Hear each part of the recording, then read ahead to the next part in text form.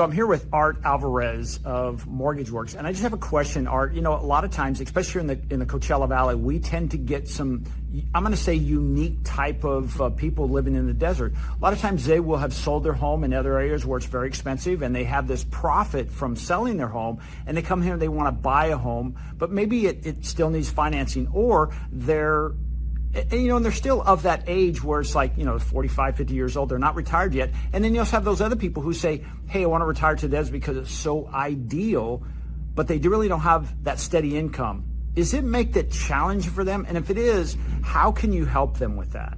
Yes, Jeff, you're right. We do get buyers that come out here to the Coachella Valley. In fact, frankly, all over California, I've run into this, where you'll have somebody who has a great deal of liquid assets. It could be someone who just sold another property. They're looking to move here, but they're not of retirement age, and yet they may have, not real steady income or pretty minimal income. Another option or scenario would be someone who maybe inherited a bunch of money from family, and again, their employment history, their recurring monthly income is not that substantial. And then, of course, another case is somebody who has sold their home, but they're a senior homeowner looking to be a buyer here in the Coachella Valley, but again, have limited income to meet the conforming guidelines of calculating a debt-to-income ratio. So the question becomes, how do we help those kind of folks who still need financing to complete a purchase out here? Well, if it's a senior borrower who has sold another property, they're moving here to permanently move as a resident here in the Coachella Valley, the most obvious solution there is a reverse mortgage. The qualification for those is entirely different than a conforming loan. You're not qualified based on debt to income ratio. You're qualified based on financial assessment, but your liquid assets can be a big factor in getting you approved for that option. And of course, when you get a reverse mortgage for a purchase, you don't have monthly payments. The more challenging scenario is someone who's not of retirement age, but again has a large amount of money to buy a home, but still needs some financing involved in that purchase. And again, they are limited in terms of monthly income, employment history, and so forth. So the way we can handle that is through a concept known as asset depletion. In fact, I'm handling one right now where I pre-qualified a buyer. He's in his 40s, has a substantial amount of liquid assets. He's looking to buy a home for about $1.5 million, but he needs a loan amount of about $300,000 to achieve what he wants to do in terms of the purchase. What we're able to do is take one of his investment accounts that has a very high balance because it's invested in securities, stocks, bonds, etc. We do have to take a haircut on that. About 70% of the balance is what we can use. And then what we do is we take that amount and divide it by, I have some lenders who will divide it by 60 months, others at 84 months. The resulting figure becomes their assumed monthly income, and then we can use that to calculate a debt-to-income ratio that's within the acceptable range. So that becomes a very effective way, if you have a large amount of assets, to complete a purchase where you need financing, but you don't have that typical job history or employment income that's going to help you qualify based on debt-to-income ratio. And the important thing to know about this is these programs are actually priced pretty well. The gentleman I'm working with now, I'm going to be able to offer him a 30-year fixed rate loan under 7%. So when you consider that, this becomes a very effective way, even if you don't have that employment history and that employment income that you otherwise would need for a conforming loan. So that's how we handle that, and it can work very well.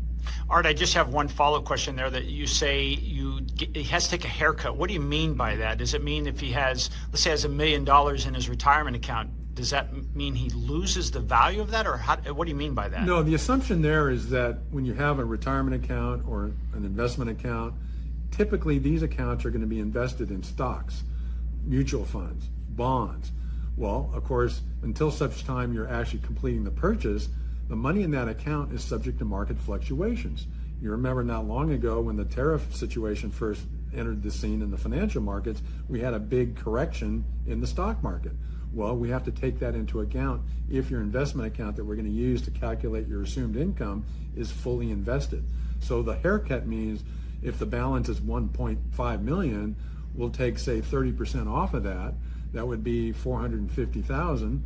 And so then we'll use the remaining amount, then divide that by 60 or 84 to come up with your monthly income for qualifying based on debt ratio. So that's simply taking into account the market risk of a change in the balance based on what happens in the stock or bond market. And Art, does that mean now that that person has to start taking that money out of that account, or is it just a assumed monthly payment because of the value of that portfolio? Well, and that's a very good question, Jeff. In this case, I'm talking about we're calculating an assumed monthly payment. They don't actually have to take the money out. But another trick of the trade is maybe somebody who has a large IRA account, and if they're at least of retirement age, past 59 and a half, so they avoid any penalty when they take money out of their IRA.